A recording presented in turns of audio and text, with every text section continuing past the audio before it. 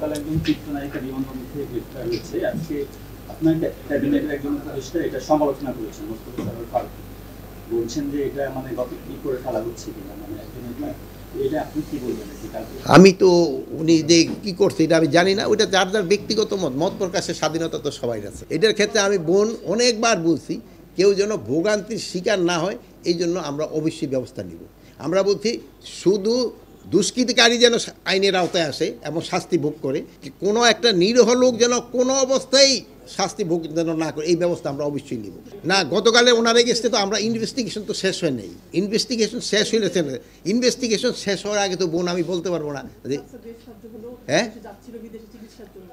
এখন এখন তার নামে যদি কেস থাকে আপনি কি করবেন? আপনি তো আবার যদি ছেড়ে দিলে আবার আপনি কিন্তু বোন বলবেন স্যার আপনি ছেড়ে দিচ্ছেন অমুকের ছেড়ে,